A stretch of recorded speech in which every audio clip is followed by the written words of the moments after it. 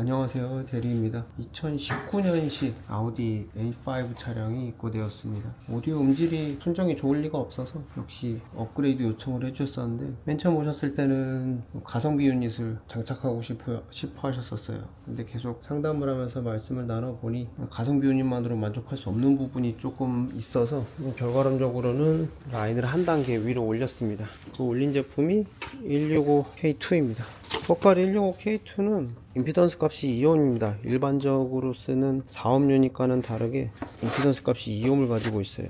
그러면 어떤 일이 발생하냐, 저항치가 낮아지니까 당연히 같은 볼륨에서 음악을 들을 때 소리가 더 크게 되죠. 그래서 실질적으로 감도를 보면 일반적으로는 뭐 한 89dB 나오는 모델들이 2옴짜리 유닛을 쓰게 되면 뭐 95, 98dB까지 올라갑니다. 그런 감도 때문에 베이스 있는 음악이나 타격감 있는 음악 들을 때는 K2 모델을 쓰는 게 꽤나 유리해요. 유일한 단점이라고 한다면 음질입니다. 베이스 감도가 높아진 만큼 베이스의 안감은 좋지만 음질은 조금 떨어지는 경향이 있어요. 그럴 수밖에 없는 거죠. 같은 볼륨에서 훨씬 더 볼륨이 크게 나오니까요. 그래서 완전히 SQ 쪽은 성향은 아니지만 그냥 노멀하게 베이스 있는 음악 많이 들으시는 분들한테는 좋은 유닛입니다.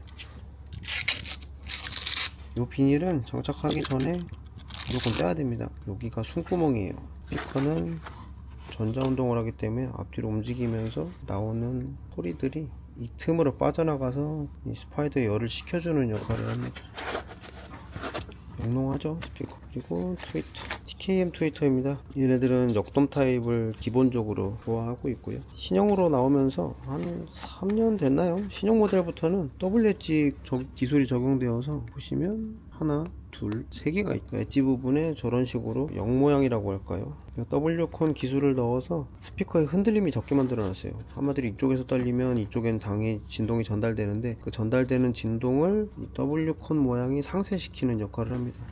마찬가지로 트위터에도 적용이 되어 있고요. 그렇게 해서 이번에는 포칼 중에서 상위급 라인 모델로 적용하기로 하였습니다. 그리고 필수적으로 해야 되는 방음은 저희는 사일런트 코트 모델을 주로 쓰고 있어요. 이 모델은 러시아 라트비아에서 생산한 제품인데 방진 효과나 흡음 효과가 뛰어나요. 그래서 일반적으로 쓰는 뭐 이런 흡음재와는 다르게 아예 차원이 다른 성능을 보여줍니다. 제품 차이가 확인하더라고 볼 수 있습니다. 용도가 조금씩 다르게 있습니다. 구조가 용도가 되게 많죠. 보면 지금은 방진 매트랑 요 흡음재들 라인 두 가지가 제일 많이 쓰이고 있습니다. 저는 주로 7mm랑 35mm를 섞어 쓰는 편이고요. 작업 계속 이어나가 보겠습니다.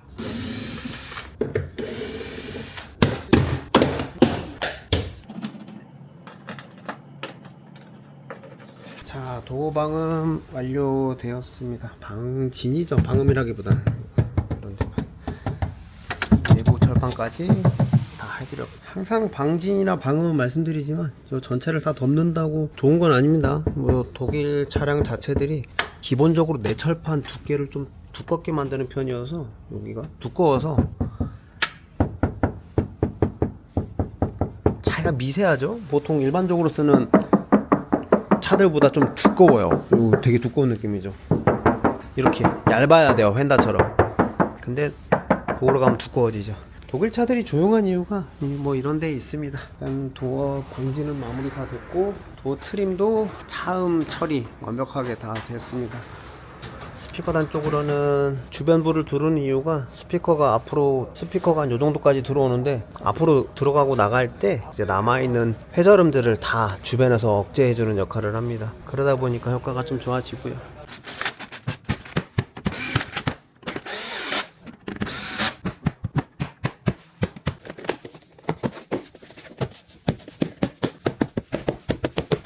자, 조립 끝났습니다. 단차 체크, 단차 없고요. 기능 문제 없고. 자, 이렇게 A5 신형 모델 스피커 튜닝 심플한 알갈이 작업이 다 완료되었고요. 이렇게 미드우퍼 트위터 교체 완료하였고, 반대편은 이제 조립만 하면 끝나는 상황입니다. 테스트를 위해서 음악을 잠깐 들어볼 텐데, 기존에는 고음을 한 요정도 3칸 정도 올려놓으셨었고, 저음도 부족하니까 요정도 올려놓으셨었어요. 공정한 테스트를 위해서 페이더 밸런스, 고음, 저음 모두 다 신을 0으로 해놨습니다. 볼륨을 올려볼게요.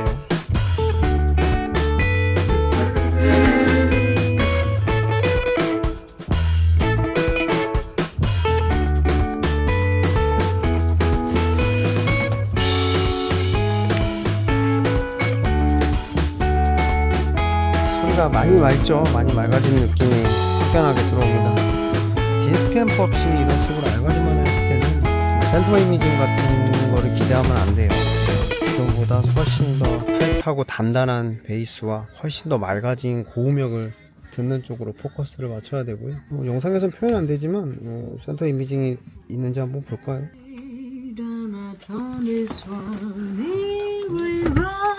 소리가 센터에서 나와야 되는데 역시 왼쪽으로 치우쳐져서 나와요. 의미가 없습니다. 세븐드럼 한번 들어볼까요?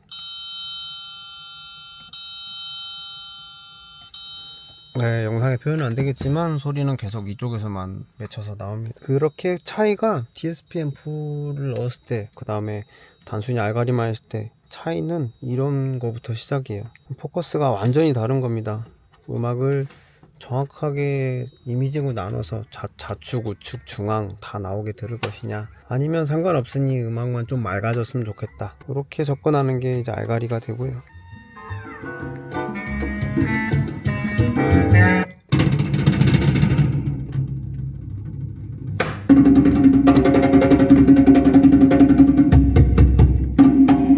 그래도 역시 악기 소리가 기존보다는 월등히 많이 좋아졌습니다.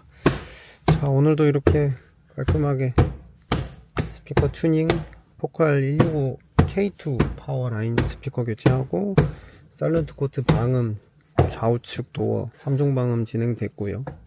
심플하게 완료되었습니다.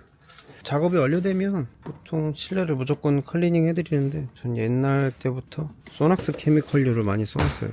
이게 생각보다 잘 닦이고 기존에 있던 광층이나 이런 뭐 손상범위 없이 딱 이물질만 깔끔하게 제거되는 느낌이 있습니다. 작업할 때 그래서 저희가 놓친 부분이라든가 이런 단차 부분들을 확인하면서 볼 수 있고요.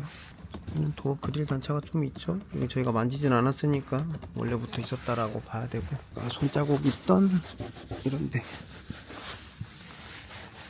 제거하고, 유리창도 제거. 유리창은 스티커 자국이 붙어 있네요. 아직 그리고 썬팅지가 손상되어 있네요. 저건 어쩔 수가 없습니다.